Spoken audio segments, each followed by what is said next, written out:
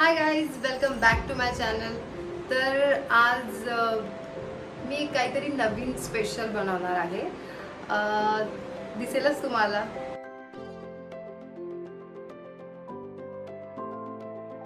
आधी मी तुम्हाला विचारणार आहे की जसं आता समर चालू आहे तर माझ्या गावी वाळवण ऐकलं असेल.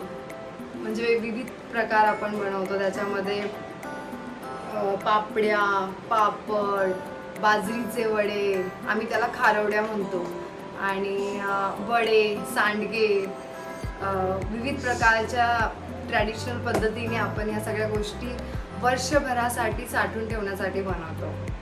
म्हणजे कधी पावसाळा असेल तर मस्त खारोड्या म्हणजे आमच्या गावाला असं असायचं की खारोड्या आम्ही भाजतो आणि त्याच्यानंतर त्याच्यासोबत शेंगदाणे, कच्चे शेंगदाणे सुपर्ब लागतात, खूप छान, मला तर फार आवडतात. आणि त्याच जुन्या आठवणींना मला असं वाटलं की मी पण एकदा काहीतरी वाळवण ट्राय करू.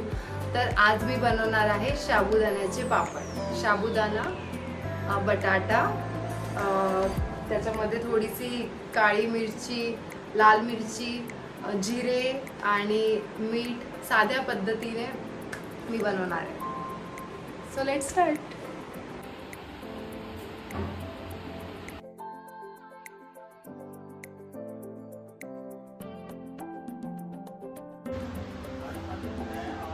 तर हे सगळे साहित्य आहे. याच्यामध्ये साबुदाणा आहे, हा भिजवलेला, हा बटाटा किसलेला आहे, हा कच्चा आहे, हा बॉईल केलेला बटाटा आहे, ह्यामध्ये जिरा, काळी मिरची, लाल मिरची आणि मीठ, ह्या सगळ्यांना छान बॉईल करून ह्याचे पापड घालायचे आहे. सो आपण सुरुवात करूया. तर ह्यामध्ये आपण पाणी पातेल्यामध्ये गरम करतोय आणि त्याला चांगली उकळी येऊ द्यायची. त्यानंतर त्याच्यामध्ये साबुदाणा आपण टाकणार आहोत. काळ्या मातीत मातीत तिथून चालती, तिथून चालते. तर आपण आता मीठ, मिरची, ठसका आलाय, मीठ, मिरची, काळी मिरची आपण टाकलेली आहे. आता आपण टाकूया साबुदाणा. मी खूप कमी प्रमाणात बनवतेय कारण फर्स्ट टाइम मी ट्राय करते. पहिले आईसोबत बनवायची, आता स्वतः ट्राय करते.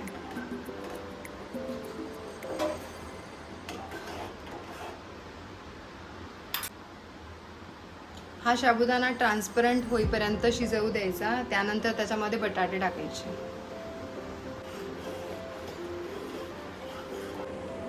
ट्राय करते, खूप छानच होईल.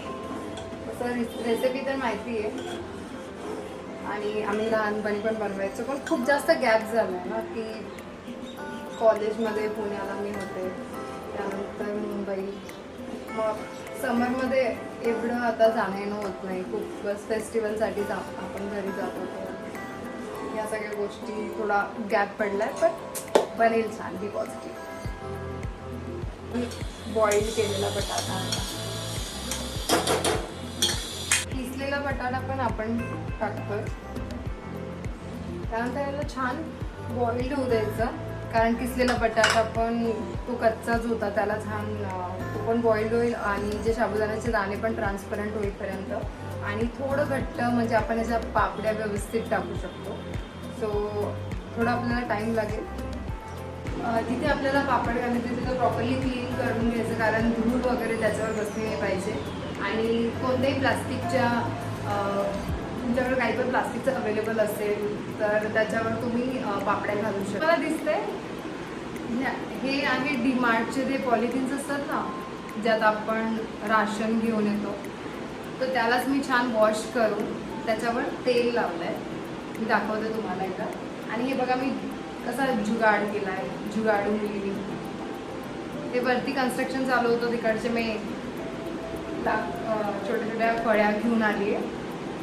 आणि जसं गावात आपण विटकर वगैरे ठेवायचो, दगड वगैरे जे काही विटकरी, आणि मग मी आता हा जुगाड केला. आणि ह्याला मस्त आता फॅनमध्ये असं घेऊ की किती शिजवून झाले ते साबुदाणा आपला ट्रान्सपरंट झाला की नाही. सो चला. अजून थोडं 5 मिनटं ठेवायचं आणि त्यानंतर आपण करूया पापड्या.